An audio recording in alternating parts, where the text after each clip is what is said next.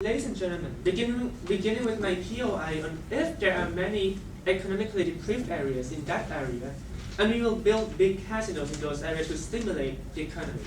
My question was, how would that be effective? And the point is because when there are so many casinos concentrated together, then why the tourists are going to choose this casino over other casinos? And even if they don't have to choose, but then how economy can be developed in all the areas, because the number of tourists is limited, but the number of casinos can be a lot more, that making this kind of problem solving not effective, because the tourists cannot go to just one place and make that area economically improve, ladies and gentlemen. From the government side, since the PM speech, I have found one flaw. The flaw is that the sole intention of building big casinos is so that they can attract investors. And that will, in respect, solve other problems like increasing tax revenue and local retail store. My problem and the flaw is that they have forget to define or tell us why must it be big casinos? Why isn't there other things that are better than big casinos that do not cause more problems, or that do not cause other problems like casinos rule? And my dialogue will come up and elaborate on how casinos can cause a lot of problems. But in today's speech, just to give an example, how about criminals? How about prostitutes? How about drugs? And how about cheating? How about crimes? How about mafia system? These are potential things that can come with casinos, and as I said earlier, my dialogue will come up and talk about that later.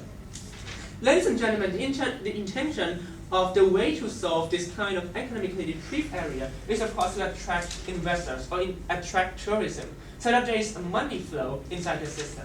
Without the money flow in the system, there cannot be economic activity, and therefore people will still be living in poverty state, and that we do concede. What we do not concede is the way the government is trying to solve the problem. So we as an opposition side try to propose a counter mechanism. The first thing is that we will stimulate city development. May it be amusement park, may it be retail store, may it be supermarket, may it be theater, may it be anything, really anything that can make people work inside that factory or industry or city that can attract tourism. So not only casino can attract tourism, ladies and gentlemen, but other things as well. And in this case, suppose we would like to build amusement park. There will be people working in amusement park, and tourism also have to buy food and have a place to live in. So therefore, this is a stalemate in the government's case, ladies and gentlemen. The second thing in our mechanism is that this city planning development will be planned by the city planning division of the government. Why? Because they have academic knowledge, and they have experience of planning city, so that the city is not overcrowded but still can attract tourism, and they have an overview of the entire country of this particular area should be developed in this sense, and this particular area should be developed in this aspect to mutually increase the maximum number of tourism in the entire country, and therefore solving this kind of problem. The third thing, most importantly, is that the local people, will be the ones who work inside these things, these city planning things. For example, the amusement park I have said earlier.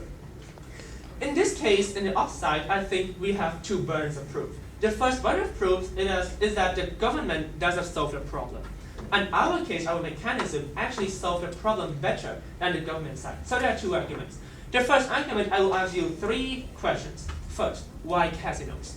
That is our really problem. And since the government side have not directly scoped where they are going to build these casinos, and in which country, we're going to say that it is in Thailand.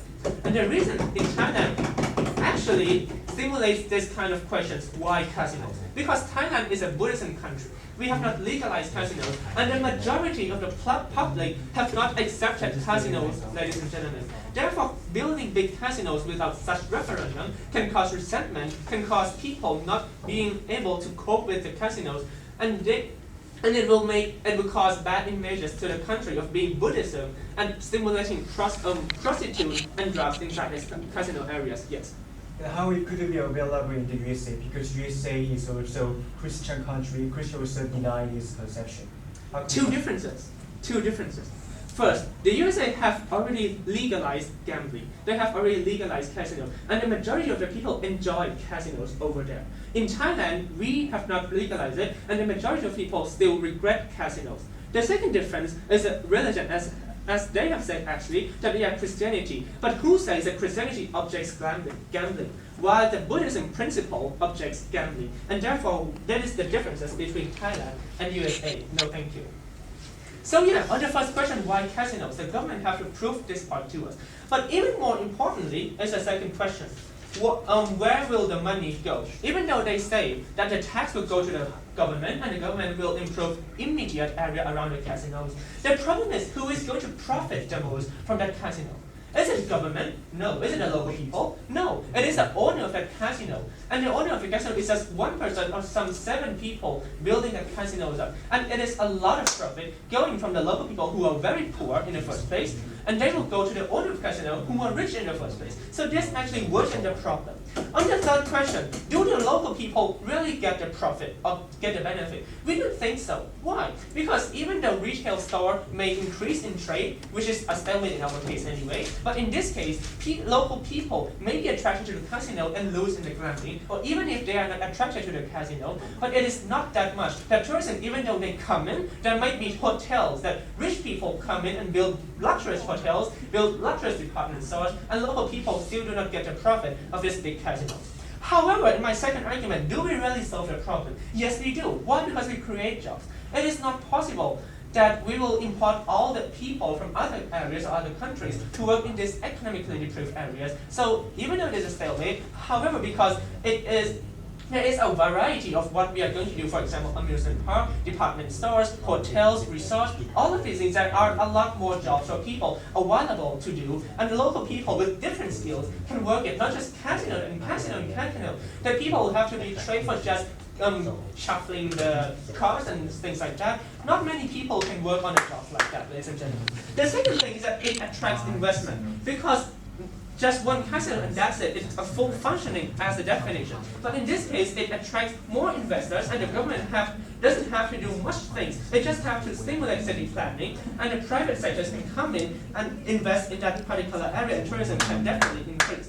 On the third thing and the last thing is that it doesn't create bad things, and it is sustainable, because people will not be regret, and there will be investment, and it doesn't create bad things, and that's the point. Therefore, we believe that the casinos doesn't work, and our mechanism works better. Thank you.